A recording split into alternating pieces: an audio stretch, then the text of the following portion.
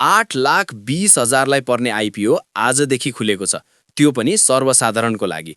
सबैले भर्न मिल्छ।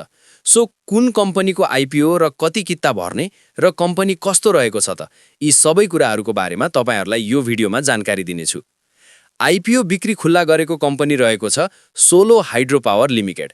यस कम्पनीले आज पुसको 29 गतेदेखि माघको 4 गतेसम्मको लागि यो आइपिओ खुला गरेको छ र यो कम्पनीले चाहिँ पहिलो चरणको आइपिओ खुलाएर बाँडफाँड गरिसकेको छ। टोटल 2 करोड किता शेयर निष्कास गर्ने अनुमति पाएको थियो भने सबै कोटालाई छुटाएर बाँकी रहेको 82 लाख किता चाहिँ भने आजदेखि सर्वसाधारणको लागि खुला गरेको छ र यो आइपिओको प्रति किताको मूल्य चाहिँ 100 रुपैयाँ हो र सेक्टर हाइड्रो पावरमा पर्छ र इस्यु म्यानेजरको रूपमा चाहिँ नबिल इन्भेस्टमेन्ट ब्याङ्किङ लिमिटेड र त्यसैगरी हिमालयन क्यापिटललाई राखिएको छ र यो आइपिओ चाहिँ सबैजनालाई 10 किताले बाँडफाँड गर्दाखेरि 8,20,000लाई पर्नेछ र जेनरल पब्लिकबाट आइपिओ भर्नेको संख्या भनेको 5 लाख भन्दा माथि हुने गर्छ। त्यसैले तपाईले 10 किता मात्रै आवेदन दिनुहोला, त्यो भन्दा धेरै अप्लाई नगरेकै राम्रो। बेकारमा होल्ड मात्रै हुन्छ। 10 किता भर्नु होला किनकि 11 किता पर्ने सम्भावना पनि रहेको छैन। 8,20,000 जना जतिलाई 10 किताको दरले मात्र यो आइपिओ चाहिँ पर्नेछ।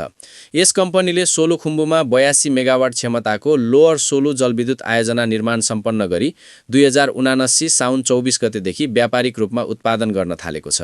ओभरअल कम्पनी कस्तो छ भनेर चाहिँ रेटिङबाट नै थाहा हुनेछ। यस कम्पनीलाई रेटिङ एजेन्सीले BB को रेटिङ दिएको छ र यस रेटिङको आधारमा चाहिँ यस कम्पनीको वित्तीय दायित्व वहन गर्ने क्षमतामा चाहिँ मध्यम स्तरको जोखिम रहेको जनाउँछ र यस कम्पनीको नेटवर्थ इपिएसहरू हेर्दाखेरि कम्पनीको नेटवर्थ भनेको 2078-79 मा भने 79.95 रुपैयाँ रहेको थियो र 2079-80 मा 79.96 रुपैयाँ रहेको थियो र हालको अहिले 2080-81 मा भने 100.21 रुपैयाँ रहेको थियो। त्यसैले यसको ओपनिङ प्राइस रेन्ज चाहिँ यही नेटवर्थको आधारमा चाहिँ हुनेछ। 100.21 देखि लिएर 3.63 को बीचमा चाहिँ यसको ओपनिङ प्राइस रेन्ज हुनेछ र फ्युचरमा यस कम्पनीको नेटवर्थ बढ्दै जाने भनेर राखिएको छ, जुन चाहिँ 2082-83 मा नै 134.87 को हुने भनेर राखिएको छ।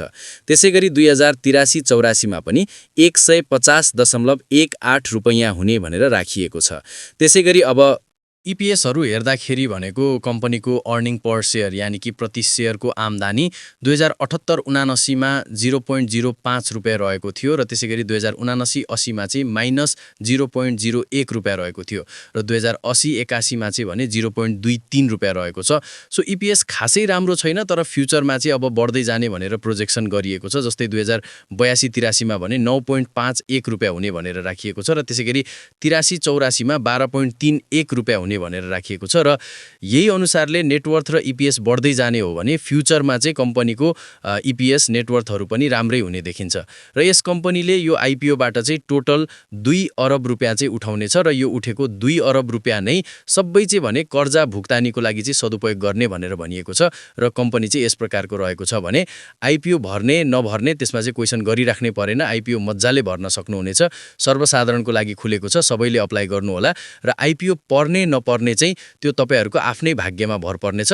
बाइचान्स परिहाल्यो भने तपाईहरुलाई फाइदा चाहिँ राम्रै नै दिनेछ। ओपनिङ प्राइसमा नै तपाईहरुको लगानी चाहिँ 3000 भएर आउनेछ, यानी कि 10 को 300 तिर नै ओपनिङ हुन सक्छ। त्यसैले तपाईहरुले चाहिँ यो आइपिओ भर्न चाहिँ नछुटाउनु होला र यस्तै खाले आइपिओ सम्बन्धित शेयर मार्केट सम्बन्धित भिडियोहरू नछुटाई हेर्नको लागि चाहिँ हामीलाई सब्स्क्राइब पनि गरेर राख्नु होला।